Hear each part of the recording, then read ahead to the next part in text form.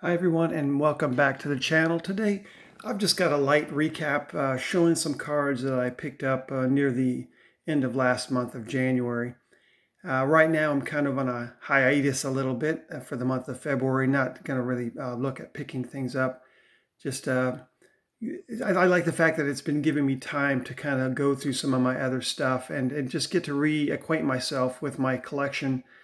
Since I've moved here, a lot of my vintage stuff has just been packed up, and I'm starting to slowly rebuild my office here in Arkansas and get a chance to uncover a lot of just wonderful vintage pieces that I have and that I've enjoyed many years that I've had them. And one I brought out today was this cool Milk Duds. This is from 1971. I'm going to pick that up. And it is a Willie McCovey card, still in the box. An excellent Mint 6. I've got this in a, or actually I got a couple other of these. I got the Frank Robinson and the Bob Gibson for those respective collections of mine as well. But this is just something that amazes me, that this was on the counter of some five and dime store back in the 1970s, early 1970s. And you could just kind of pick out which player you wanted to. You had that luxury. But for the Willie McCovey collection, a cool piece. And I love it when the whole box is kind of encased. It's just kind of, it's a time capsule, if you will, from a long gone era. Not one that I got a chance to see because I wasn't born until '76, but a cool piece. I thought I'd share that with you and set that back.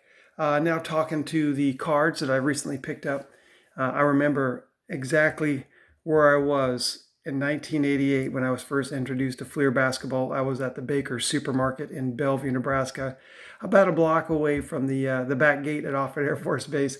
And I saw, at the checkout lane, there was a one box of Fleer basketball. I had no idea what it was. It was the first year I'd been playing basketball, so it kind of piqued my interest, and I bought one pack of 88 Fleer. I did not pull this card, but this is a player that I've grown up watching. His maturity as a Sixers and then later a Suns great, but Charles Barkley still very relevant today for obvious reasons, as he's on TV quite a bit. But I think I paid. This is only a near mint 7. The centering is off top to bottom, but I think I got this for around 99-cent bid. And then another card I got for around a 99-cent bid was this 88 Fleer Magic Johnson. Just beautiful cards. The centering top to bottom is what's holding these back. But man, these just take me in a time capsule right back to when I was 12 years old, and seeing those cards in the checkout lane. It's just the curiosity I had. And let me tell you, I didn't see them anywhere else. So these I think 88 Fleer is probably a little bit more scarce than people give it credit for. Definitely more scarce than the 88 baseball products. And then this is my second one of these. Paid a little bit more for this because it was a near mint 8, but still I think I got it for around $7. Kudos to the seller for not canceling my winning bids on this, even though all total it was less than $10 to get these 3 slabbed cards from my childhood. And that kind of made my day. These are the last things I purchased, and they finally came in. But I was really just some fond memories with those cards coming in. Now this is a unique piece from a little bit more modern times. I did not collect sports cards in 1999. I was on the USS Abraham Lincoln, sailing around the world in various places, and just didn't have time, energy, effort, space to even store baseball cards or basketball cards for that matter. But for my Kevin Garnett collection, this is the 99 UD Ionics. It is the Pyrotechnics. So this is an insert from that 99 Ionics set. Ionics, again, is Upper Deck's attempt to copy what Topps had seen success with the Topps Chrome. And so they came out with the Ionics, and I love it. It's the second year of the set. First year didn't do very great, or didn't do very well, excuse me. And I don't think there's a whole lot of these out there. This is a 1 in 72 pull for the Pyrotechnics insert. And looking at the pop report, this is one of 2 that have been graded by PSA. Oddly enough, there's 1.9, and it went up for sale just about a week ago. It was sold online. So both of them came up in a course of 1 week. I paid almost as much for the 8 as someone did for the 9, but looking at the 9, it just, maybe it was the photo, but it looked like the left corner had some issues going on with it, and this one is immaculate. I don't know why I got an 8, but it looks fantastic. And like I said, when there's only 2 of them graded in existence, yeah, I'm not worried about a population report. Not that, if there was 100 of these, I still would have wanted it. I maybe wouldn't have paid as much for it as I did, around 30 something dollars, but still a great bargain for me. And I am a Kevin Garnett fan, and it is that UD Onyx is a personal favorite of mine. These last 2 I bought from the same seller.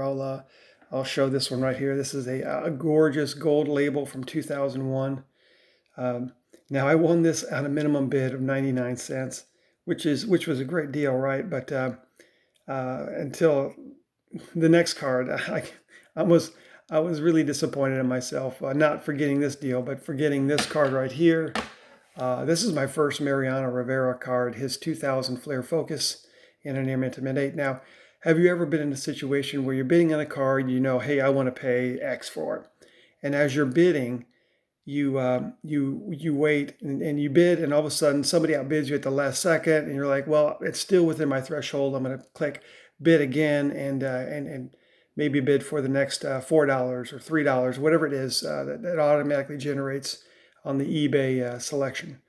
Well, I did that, and unbeknownst to me, somebody had put a pretty high bid on this card, and I had no idea when I clicked.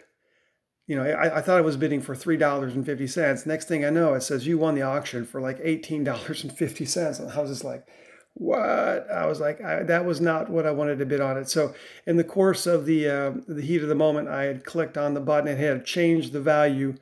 eBay had generated a new. Maybe it was a $20 bid, and I had no idea. I think I was clicking a $3 bid and clicked a $20 bid, and so I bought this one for $18.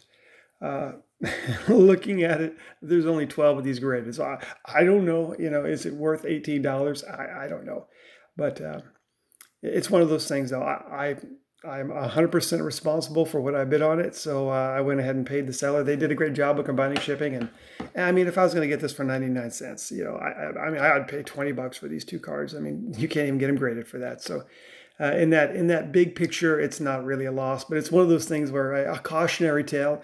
And it was just really good that the person didn't bid like, $40, because I might have been paying $41.50 or something like that. So one of those things where I'm like, boy, I gotta stop being so lazy and be a little bit more disciplined on my bidding. But that's all I have for you. I hope you all are having a great weekend, enjoying yourself. And once again, I appreciate the posts and the comments, and I'll talk again soon.